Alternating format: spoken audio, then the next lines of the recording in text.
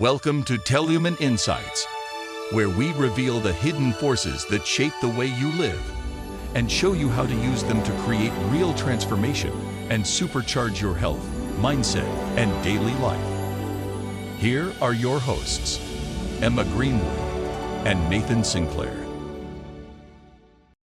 Believe it or not, what follows is an AI-generated conversation, one designed not to mimic humanity, but to illuminate it.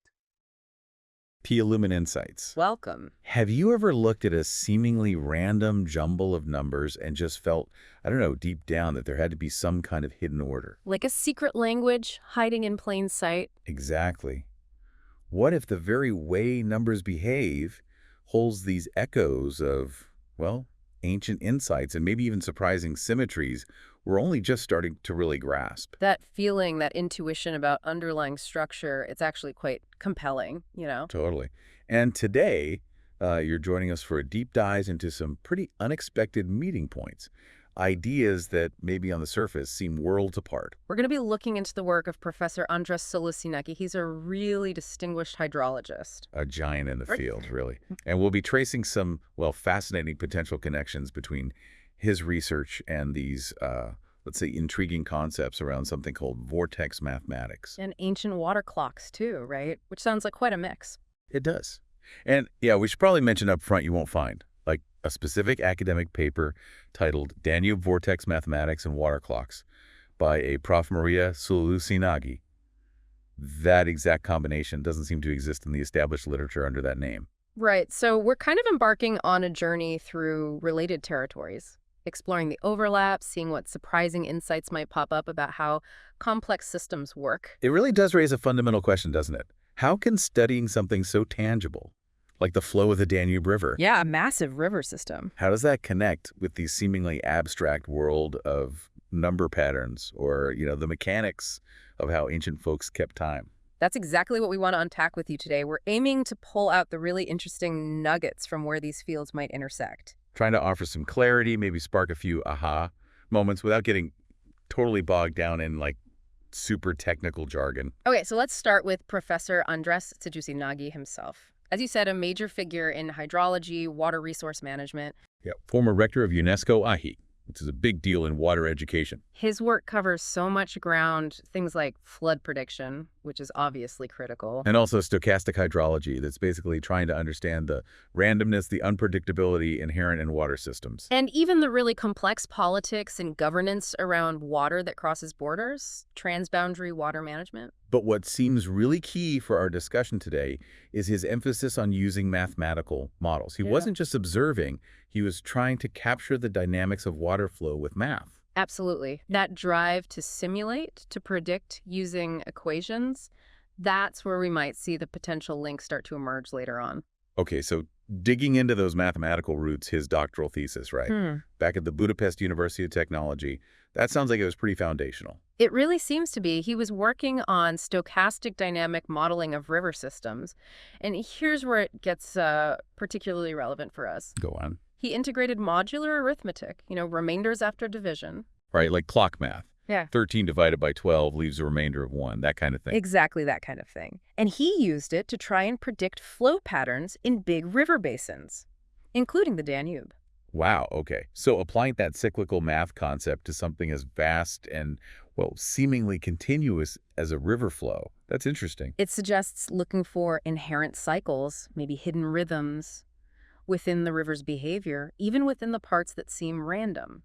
And does that idea carry through in his later work? It seems to. His work with UNESCO on real-time hydrological forecasting, for example, he used recursive digital filters. Recursive, meaning they kind of feed back into themselves, using past data to predict the future. Precisely. And while he wasn't, explicitly talking about vortex mathematics, the way these filters work iteratively, step by step, with that feedback loop, it has conceptual parallels. Parallels to what? To algorithms that have a cyclical nature, like some of the core ideas you find when you start digging into vortex-based thinking. It's that iterative, repeating pattern idea again. So are these just like similar tools being used in different fields? Or could it point to something deeper? That's the million-dollar question, isn't it? Is it coincidence? Or are there maybe fundamental principles about cycles and patterns that apply across the board? Water, numbers, maybe other things too. Okay, this feels like the right moment to actually introduce vortex mathematics properly. It's definitely intriguing, though maybe a bit debated sometimes. It is. So for anyone new to this, the central idea is basically reducing numbers down to a single digit. It's often called the vortex sum or digit sum. Right. You just keep adding the digits of a number together until you get a single digit. Like 13 becomes 1 plus 3, which is 4. Or 27 becomes 2 plus 7, which is 9. If you got, say, 185, you do 1 plus 8 plus 5 equals 14, and then 1 plus 4 equals 5. So you keep going until it's just one digit. Exactly. And mathematically speaking, this process is essentially a shortcut for finding the remainder when you divide the number by 9, at least in our standard base 10 system. Okay, so it's basically modulo 9, with maybe one quirk. Right. The only small difference is that usually in vortex math, a remainder of 0 is treated as 9. But yeah, fundamentally it's in mod 9, which is a totally standard mathematical operation useful for looking at cycles. And within this vortex math framework, there's this idea of doubling sequences, associated with Marko Rodin, I think. That's often mentioned, yes. You take a starting number, like 1, find its vortex sum, which is just 1, then double it to 2, vortex sum 2, double again to 4, vortex sum 4, again to 8, vortex sum 8. Then double 8 is 16. Add the digits. 1 plus 6 is 7. Keep going. Double 7 is 14. 1 plus 4 is 5. Double 5 is 10. 1 plus 0 is 1. And we're back. Exactly. You get that repeating cycle. 1, 2, 4, 8, 7, 5, and then back to 1, rooted in that modulo 9 arithmetic. It seems neat, but you mentioned debates or criticisms. Yeah, it's important to touch on that. Some critics argue that interpretations of vortex math can sometimes fall into what's called the fallacy of reification. Meaning, essentially mistaking these really interesting numerical patterns for actual physical forces or causes without necessarily having the rigorous proof of that direct link. So just because the numbers make a cool pattern doesn't automatically mean, say, a whirlpool works because of that specific numerical pattern. Precisely. The interpretation and the claimed connections to physical phenomena are where the controversy and, frankly, the lack of strong scientific evidence often lie. It's easy to find patterns, harder to prove they're causal in the physical world. Got it. So we need to keep that mathematical rigor. Right. But the underlying math itself, the modulo arithmetic. Oh, that's perfectly sound. That's just number theory. It works. It reveals genuine numerical relationships. The big question is always how and if these specific numerical patterns demonstrably correlate with and explain real-world phenomena. Okay, that distinction is crucial. The math is sound, the interpretation needs scrutiny. Exactly. The framework is there, the patterns are real within the math. Showing the empirical, verifiable links to the physical world is the challenge. All right, so we've got Professor Szöllősi-Nagy's hydrology work, using modular concepts sometimes. We've got vortex mathematics with its modulo 9 patterns and the caveats around interpretation.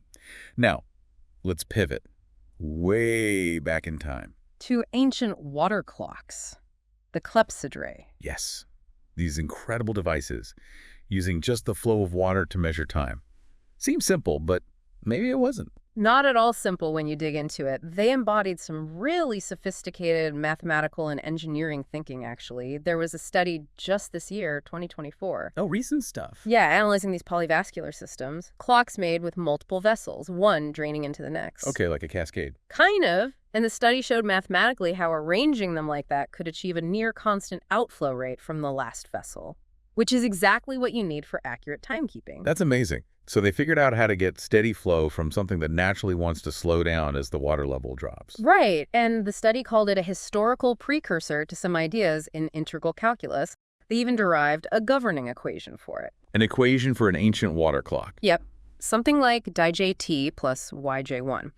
It describes how the water height y changes over time in the jt vessel, depending on its own height and the height of the vessel feeding into it. Okay, the details of the equation might be a bit much, but what's the key takeaway? The key thing is how you solve it using recursive integration.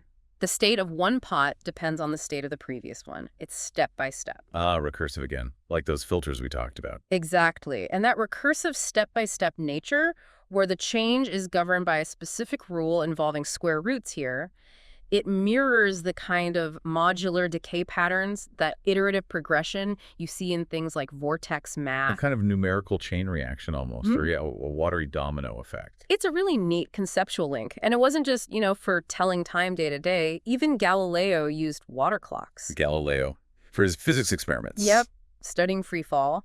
He needed precise timing, and apparently even simple water clocks were surprisingly accurate for his purposes. That really speaks to how well they understood the principles, even back then. Absolutely. And contemporary models, looking back, can describe that flow too. There's an equation for viscosity-dominated flow. Dit rarog a del. Whoa, okay, lots of symbols there. Yeah. But the point is, factors like the water's viscosity and the container's area, A, determine how quickly the water level drops. It follows an exponential decay. Exponential decay, like radioactivity or cooling coffee, where the rate of change depends on how much you currently have. Exactly. And that idea, that kind of gradual diminishing based on the current amount, feels somewhat analogous, at least conceptually, to how vortex sums reduce through repeated summing, a sort of numerical winding down. Okay, interesting analogy. So let's try to weave these threads together now. We have Professor Szöllősi-Nagy studying the Danube. Using models that sometimes incorporate modular arithmetic, remember? That equation for discharge QT plus 1 plus SOBI pi K plus sumard K. Right, where K was the channel capacity. So the prediction for the next time step depends partly on the current flow, but also on this remainder calculation related to the river's maximum capacity. And even though that mod K is based on real-world data, on empirical observation, its inclusion introduces that cyclical element. It resonates, mathematically, with the kinds of cyclical patterns that vortex math explores using modulo 9. So this is where we get into the potential overlaps, the hypothetical connections. Precisely. And it's important to stress these are more like intriguing possibilities right now, not established science connecting these specific fields under one banner. But fun to think about. Like, could you use vortex math's digit sums to look for hidden periodic patterns in decades of river flow data? Or could you maybe model the network of tributaries feeding the Danube as some kind of vortical structure, perhaps to understand how sediment moves through the system? Purely hypothetical at this point, but it shows how these different ways of thinking about cycles and patterns might cross-pollinate. It definitely highlights fertile ground for potential future research, perhaps. Okay, let's dive a bit deeper into the vortex math patterns themselves now. Based on the source material, how does that doubling pattern really work in base 10? Right, so remember, any number bigger than 9 gets reduced using modulo 9. It's like wrapping around a clock with numbers 1 through 9 on it. 13 wraps around past 9 to land on 4. Got it. And the doubling pattern emerges from that wrapping. Exactly. Start with 1, double is 2, double is 4, double is 8, double 8 is 16, wraps to 1 plus 6, 7, double 7 is 14, wraps to 1 plus 4, 5, double 5 is 10, wraps to 1 plus 0, 1, cycle complete, 1, 2, 4, 8, 7, 5. And what about the numbers that aren't in that cycle, like 3, 6, and 9? Good question. If you start with 3, doubling gives 6. Doubling 6 gives 12, which wraps to 1 plus 2 or 3. So you get a separate little cycle. 3, 6, 3, 6. And then 9. Any multiple of 9 always has a vortex sum of 9, or 0 mod 9. So 9 doubled is 18, 1 plus 8 and 9. Doubled is 36, 3 plus 6, 9, and so on. It just stays at 9. And there's symmetry in this, too. Definitely. On that 1 to 9 circle, you can see pairs that mirror each other. 1 and 8 add to 9, 2 and 7 add to 9, 4 and 5 add to 9, and 3 and 6 are often seen as mirroring each other across a different axis connected to that 3-6 cycle. And this isn't just a base 10 thing. Not at all. The principles apply to any number base. The source uses base 4 as an example. Okay, base 4 uses digits 0, 1, 2, 3. What's the modulus? Modulus is always base minus 1, so it's modulus 3. The vortex clock would have 1, 2, 3 on it, treating 0 mod 3 as 3. So what's the doubling pattern in base 4 mod 3? Start with 1, double is 2. Double 2 in base 4 is written as 10, 1, 4, and 0 ones, which is 4 in base 10. Modulo 3, that's 1. So the pattern is just 1, 2, 1, 2. Simple. And you see a mirror between 1 and 2 there, too, in a way. Yes. And this symmetry idea holds generally. If the modulus is odd, which happens when the base is even, like base 10, base 8, base 6, the modulo clock is symmetric. Base 8 is mod 7. Base 6 is mod 5. They'd show doubling patterns with mirror reflections, too. Exactly. You'd see similar kinds of mirroring behavior within their respective modular circles. What about odd bases, like base 9 or base 7? Odd bases have an even modulus. Base 9 is mod 8, base 7 is mod 6. Things get a bit different there, especially with the midpoint number. Midpoint. Yeah, like in base 9, mod 8, the numbers are 1 through 8. The midpoint is 4. If you double 4, you get 8. Double 8, well, 16 in base 10 is 17 in base 9. 9 plus 7 ones. 1 plus 7, 8. So doubling 4 gives 4, 8, 8. It funnels to the modulus. In base 7, mod 6. Midpoint is 3. Double 3 is 6. Double 6. 12 in base 10 is 15 in base 7. 1, 7 plus 5 ones. 1 plus 5 ones. So it's 3, 6, 6, 6. Again, funneling to the modulus, kind of gets stuck. That's really curious behavior. Does the size of the base matter much for the patterns? It does, especially for how many numbers get skipped in that main doubling sequence before you hit a mirror reflection. We saw base 10 skips 3 and 6 in its main 1, 2, 4, 8, 7, 5 cycle. Right. Compare that to base 18, the modulus is 17. The doubling pattern starting from 1 goes 1, 2, 4, 8, 16. Then double 16, which is 32 base 10, is 1e in base 18, 118 plus 14. Wait, let me recheck that doubling. Okay, let's use the vortex sums directly, maybe. Base 18 means mod 17. Right, easier. 1, 2, 4, 8, 16. Next to 16, 32. 32 mod 17 is 15. Next to 15 is 13. Next to 13, 26. 26 mod 17 is 9. Then it would hit 18 mod 17 is 1. No, wait. Double 9 is 18. 18 mod 17 is 1. So the sequence is 1, 2, 4, 8, 16, 15, 13, 9, then back to 1. Okay, 1, 2, 4, 8, 16, 13, 9. Seems like it uses more numbers before cycling compared to base 10's 1, 2, 4, 8, 7, 5. It does, and it forms a nice mirror reflection around the midpoint. 1 mirrors 16, 1 plus 16, 17. 2 mirrors 15, 2 plus 15, 17. 4 mirrors 13, 4 plus 13, 17.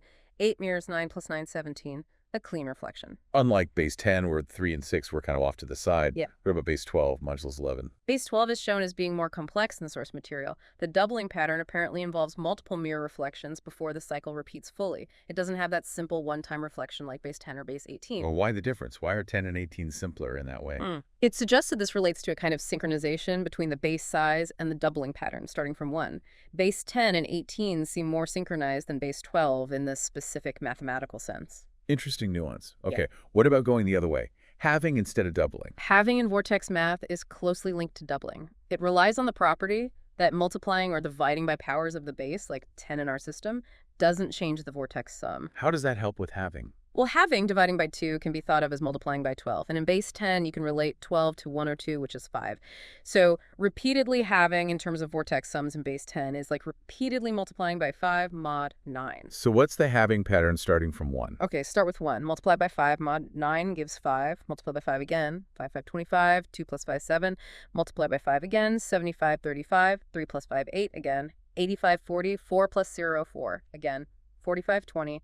2 plus 0, 2, again. 25, 10, 1 plus 0, 1, 1, back again. So the pattern is 1, 5, 7, 8, 4, 2, 1. Exactly. And if you look closely, 1, 5, 7, 8, 4, 2, that's the reverse of the doubling pattern, 1, 2, 4, 8, 7, 5. Whoa, okay, that's elegant. But does halving always mean multiplying by 5? Only in base 10. The value or operation equivalent to halving depends entirely on the base. In base 10, divide by 2 acts like multiply by 5 mod 9. But in base 2, binary, divide by 2. Well, the modulus is 1. It just acts like multiplying by 1. Makes sense. The context of the base system is key. One last area from the source, polar pairs and addition. Right. Polar pairs are basically those mirror pairs we talked about, like 1 and 8, 2 and 7 in base 10 mod 9. We're now looking at adding them. Okay.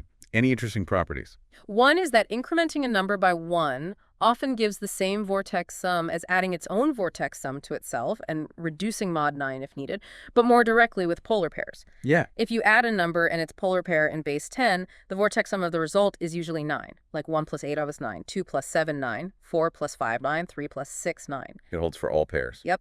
And this isn't just base 10, it works in other base systems too, like base 6 mod 5 or even base 5 mod 4. What happens in odd bases? Like base 5, are there still pairs?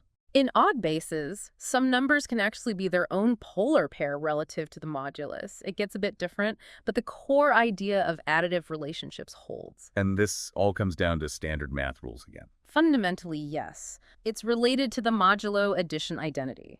A plus B mod C is the same as a mod C plus B mod C mod C. It's just how modular arithmetic works with addition, which is what vortex sums are based on. Okay, wow. We've covered a lot of ground, from Danube River modeling to number theory to ancient clocks. It's quite a journey, isn't it? And what seems remarkable is how this thread of modular arithmetic, this idea of cycles and remainders, seems to pop up in different ways across these areas. Yeah, it underpins Professor Szöllősi-Nagy's hydrological models in certain aspects. It's the absolute core of vortex mathematics patterns, and it's even reflected conceptually in the recursive mechanics of those ingenious ancient water clocks. The mathematical elegance is definitely there. It really makes you wonder, doesn't it? As you go about your day, looking at the world, the flow of water, patterns in nature, even just sequences of numbers, do you start to see echoes of these kinds of fundamental mathematical harmonies? Could these seemingly abstract ideas actually hold keys to understanding deeper connections? How systems, maybe all sorts of systems, are interconnected? A really provocative thought to leave folks with. Definitely something to mull over. And if you found this exploration intriguing, please do like and subscribe. We'll be back with more deep dives into the fascinating connections that shape our world.